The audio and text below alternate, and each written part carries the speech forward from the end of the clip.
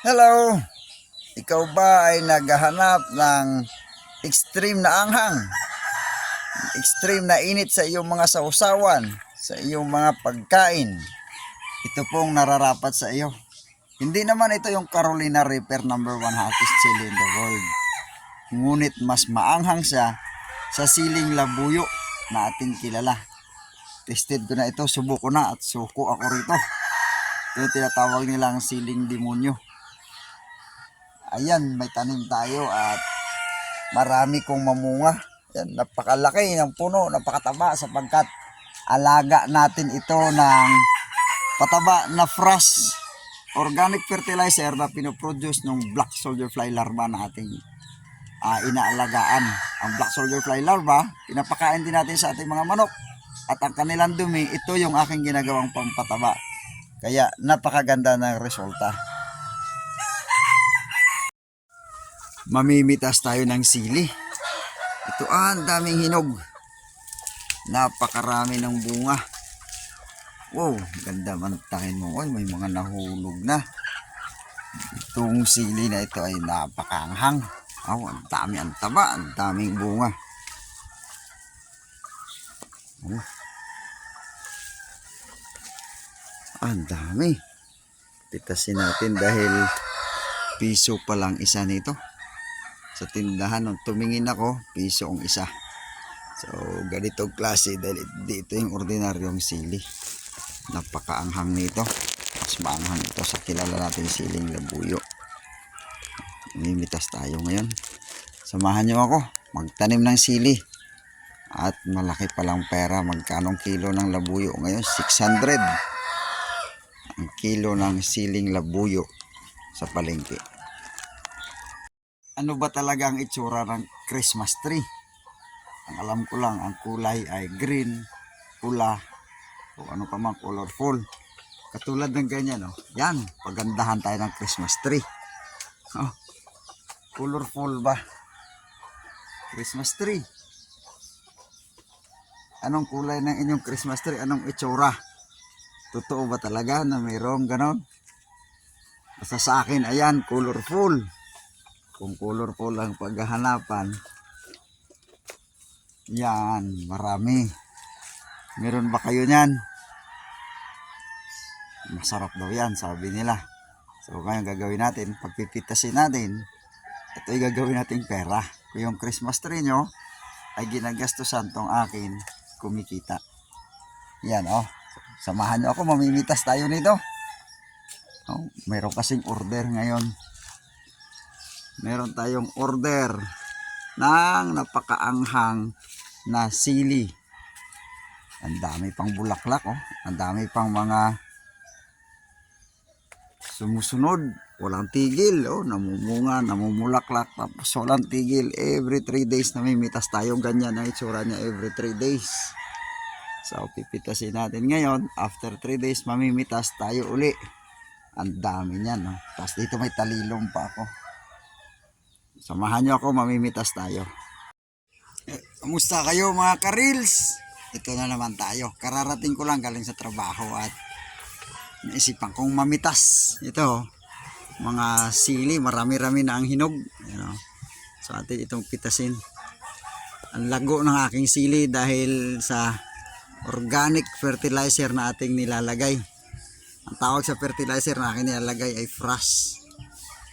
Yung organic fertilizer na fresh ay libre lang dito sa akin kasi yan ay mga dumi nung aking mga alagang black soldier fly larva. So yung aking black soldier fly larva naman ay patuka sa aking mga manok. At yung kanilang dumi, yan naman yung naging fresh. Kaya tingnan nyo kung gaano kalago yung aking sili. Gaano karami ang bunga. Ganyan kaganda. Ganyan kaganda ang fresh na organic fertilizer.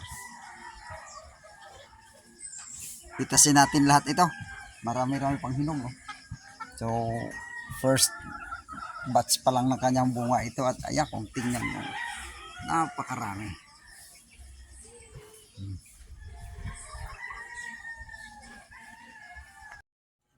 Ganyan karami yung ating napitas. Dalawang puno lang ito. At kung piso ang isa sa palengke, oh, kung dinamihan ko palang tanim nito, sigurado may pambaon ng anak ko araw-araw. Ito pa ay siling demonyo. Yung anghang katumbas nito ay siguro yung isa nasa 5 ng ating siling labuyo. Kaya bili na, napakagandang pantanim pala ito.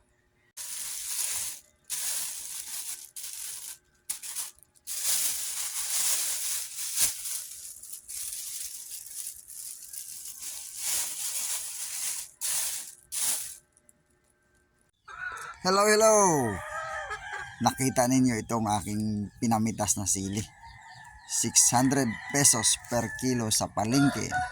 Kaya medyo kulang sa 1 kilo. Dadagdagan natin, marami-rami pang natira. Kailangan maabot natin 1 kilo kasi 600 sa retail. So ibebenta natin siguro kahit ng mga 400 doon sa stand. Dadagdagan pa natin. Napakaanghang ng siling ito. Ayan o, marami pang natira. Pipitasin pa natin. Ang anghang niya ay katumbas ng 5 ng mga siling labuyo natin. So marami pa, pipitasin pa natin at may mga nahuhulog na pala. So kukuhanin natin, makabuo man lang tayo ng 1 kilo. 2 puno lang ito. Kung aking tinanim, ngunit napakataba. Ayan, makita nyo, fresh na fresh pa ang mga dahon. May mga bulaklak pa. Kasi ito ay alaga ko sa organic fertilizer na FRAS kung tawagin. Yung fertilizer na hindi ko naman binibili kasi yan ay galing na sa aking mga alagang black soldier fly. At ang larva naman ng black soldier fly ay pinapatuka ko sa aking mga manok. So ganyan kasarap mag-integrate ng black soldier fly. So ito pipitasin natin at atin itong buuhin 1 kilo at yung iba ay siyempre panggamit. Bibenta natin sa palengke. So 2 beses ako mamitas sa 1 linggo dito sa aking alaga.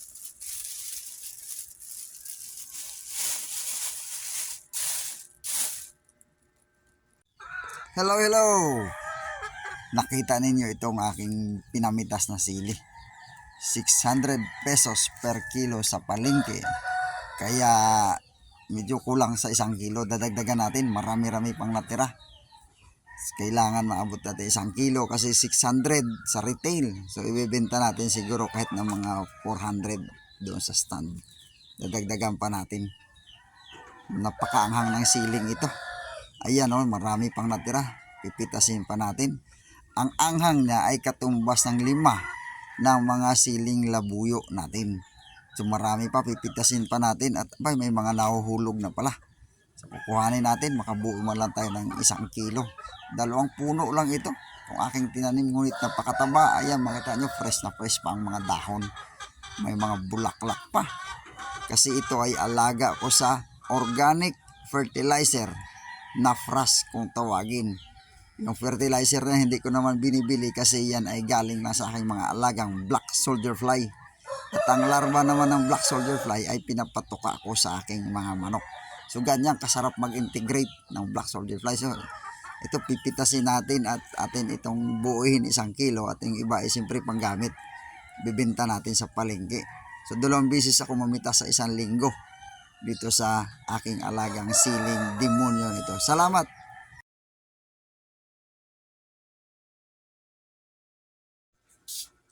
Thanks for watching my video. Don't forget to like and subscribe my channel.